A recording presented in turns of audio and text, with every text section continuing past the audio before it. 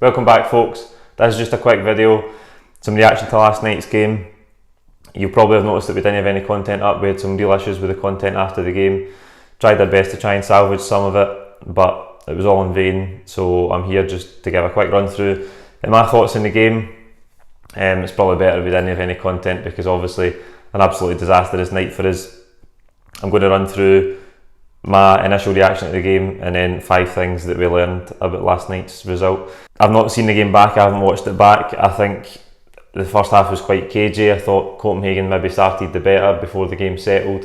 Maybe after the first 10-15 minutes we really came into it. We had spells of pressure, we had a couple of chances, we didn't take them.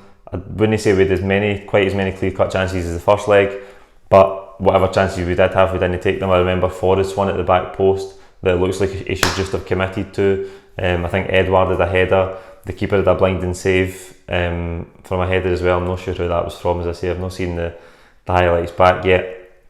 We go in at half time, tie still finally poised, and you think if we can come out the second half and keep up the pressure, we'd eventually get a goal, go and win the tie. Jozo Simunovic makes the mistake and it gives Copenhagen something to hold on to in the game. I thought, I'll come on to Copenhagen in a wee bit more detail soon, but we just gave them that lifeline, that lead.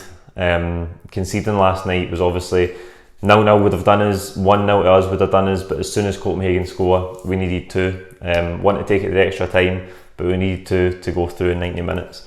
And it was all uphill for there. Copenhagen are dogged. They don't concede a lot of goals. I think you can see that last night. They're very good in their shape. I thought at times we struggled to build the game. I thought in midfield we were missing something. Obviously some big players out in that area of the pitch, but I just thought Copenhagen's shape was good. You can see that they just hang in games, whether it's by virtue of defending when they need to or their keeper making blinding saves that they otherwise shouldn't make. But they managed to hang in games and they punished our mistakes last night, which is why they are through to the last 16 and we're not. So I'm going on to 5 things that I think we can take away that we learned last night from the defeat. Number 1 is 1 each away from home in the first leg of a 2-legged European tie. Isn't it a good result for Celtic? Obviously that's twice it's happened this season now, where we go away from home, you get 1 each and away goal. You think coming back to Celtic Park, heavy favourites, to go dominate the game, finish off a tie, and it never happened. You think even back to as far as Maribor 2014, again 1 each away from home, confident going into the second leg, end up taking a 1-0 defeat. As back as far as Bordeaux in 2000-2001 I think it was, another 1 each draw away from home. You think that's a great result getting back to Celtic Park. We ended up losing that night as well after extra time, Lily and Las Lons, if you remember. I don't know why we can't navigate a tie from a positive result away from home, 1 each. I think last night the team, much like the Cluj game, doesn't seem to know how to play from a position of the tie's level, but we've got the advantage here and we're at home. We should have managed the game much better last night. Obviously we make the individual errors and that is ultimately what cost us, but again, if you look to the Cluj game from a position of control in the tie, we should be able to see the game out better and get through. And at the end of the day, we can sit here and say maybe the better team didn't go through. That's bullshit. Copenhagen were a better team because they punished our mistakes, they took their chances and they went through because they deserved to.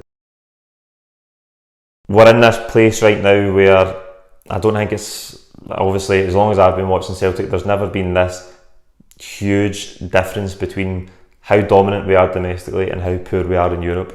That's highlighted again last night. And okay, you can sit there and say, oh, brilliant results against Lazio, we beat Rennes, Cluj, topped the group, brilliant. But ultimately, where are we? We're in February and we're out at the last 32 stage again. We can't get through the last 32 Europa League. This is year after year after year now. We haven't won a European knockout tie for 16 years.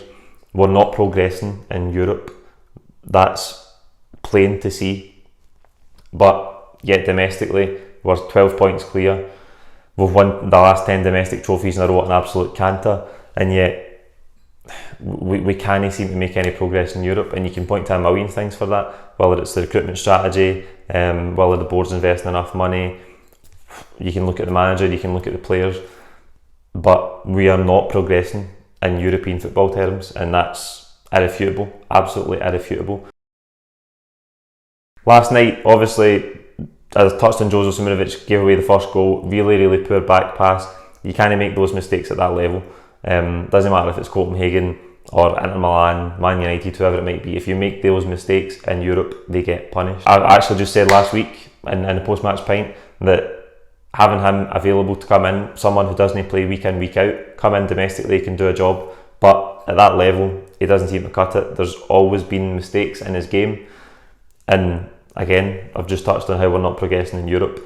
I don't know where Jose Simunovic goes from here. I know he's had some decent domestic performances, but if he comes in and he gets an opportunity on that European stage and he performs as poorly as he did last night, I think it's just a bit done for him. Tom Rogic as well, on the other hand.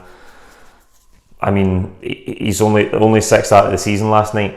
Okay, he's not played a lot of football, but I think his best days at Celtic are long gone. He's obviously struggled in terms of fitness, and he struggles to play at the intensity that everybody else does. He looked knackered last night, and okay, he hasn't played a lot of football. He was left on the pitch. El Yunusi came off, who was also knackered, again, not played a lot of football.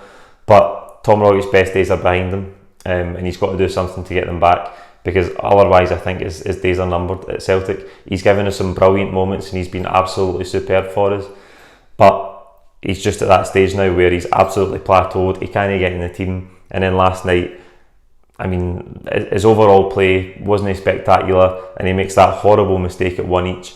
Okay, the structure of the team right before Julian plays that pass is absolutely all over the place. So again, that's another one for maybe the manager, maybe your leaders like Scott Brown, to get the team calm and in a shape to see out the game at least extra time instead of charging on. We ended up 4-on-2 or some ridiculous thing like that. Julian plays the ball into Rogic, but Rogic like lazily just tries to chest it into Brown, and he could have knocked it on, he could have done anything with it, but he chests it into Brown when Copenhagen are basically 4-on-3, 4-on-2. Absolute suicide. So in terms of Jozo and Rogic, I think their days are numbered at Celtic with performances like that. And as if we never knew, the January business wasn't good enough. It absolutely wasn't good enough. We spent £5-6 million on two players who are absolutely nowhere near the first team. We needed to improve. There was areas of the squad where we needed to improve. We've changed to a 3-5-2 for much of the time since the winter break. We don't have enough centre halves for that. Jose Simunovic is the third senior centre half that we've got, and as I said, it's shown that he's not good enough at a European level. We don't have any depth in that area of the pitch. We've signed a sitting midfielder who isn't going to get a game because Scott Brown is still there. He's shown no signs of getting a game. And we signed Patrick Klimala, who's been off the bench once or twice, and he started a Scottish Cup tie at Clyde. That's not good enough. It's not good enough. There's holes in the squad that need addressed, and that's why we're not progressing in Europe. And we can sit here and say brilliant domestic dominance, we're doing brilliantly domestically. There's no two ways about that, and we've got to now refocus and charge ahead to 9 in a row and hopefully maybe the treble. But we can't just keep having these transfer windows where we don't do good enough business, or we just sign players who we hope will be able to make an impact in 18 months. There's been far too many of them, and we're reaping what we sow in European terms, because this strategy that the club has right now is not designed to progress in European football, and that's why we're not progressing in European football. And the last one is that we underestimated Copenhagen. It's alright, you can sit there and say, oh, this mob are shite, and I heard that a million times last night, oh, we should be battering this mob, and we underestimated them. Copenhagen, as I said, they hang in games, they don't concede a lot of goals, they're strong, and they punished our mistakes. If we were as ruthless with our chances as Copenhagen were with theirs, the tie would have been finished last week. That's the crux of it. And at the end of the day, Copenhagen are in the last 16 because they took their chances. We underestimated them. I think, okay, maybe not necessarily the players, nor the management staff, you would like to think that they would underestimate anyone, particularly in European terms, but certainly the fans did. I think most fans going to the ground last night were already looking at who they wanted in the last 16. Copenhagen were ruthless, they took their chances, and as I said, they've got strengths. As I say, their shape was good, they defended well, and when they needed to, their goalkeeper made some blinding saves. He made 2 great saves last night, one for Griffiths and that one for the header in the first half that I think takes a deflection, and he still manages to keep it out. He had a couple of great saves in the first leg as well. So when they needed him, he made big saves, and obviously we didn't put our chances away, but I think we underestimated him, and ultimately that cost us. Anyway, that's enough about last night's game. On to St Johnstone on Sunday. Scottish Cup quarter final, big game for us domestically, charging towards hopefully another treble. We've got to refocus again, and hopefully the only thing we can take for last night is that when the team have suffered a setback this season, we've lost a big game like that, we've went on a great run. That's what we have to do now. This is European football's finished now. We've got domestic football for now until the end of the season. We've got to finish as strongly as we can. We've got to get this league wrapped up first and foremost, and hopefully the Scottish Cup as well. We've got to hope that the team can take motivation for last night and go on a run now. That's what they've done this season, and that's what they need to do between now and the end of the season. That's it. Like the video, comment your own thoughts below. We'll see you at the weekend for St Johnstone. Don't forget to subscribe if you haven't already. Cheers.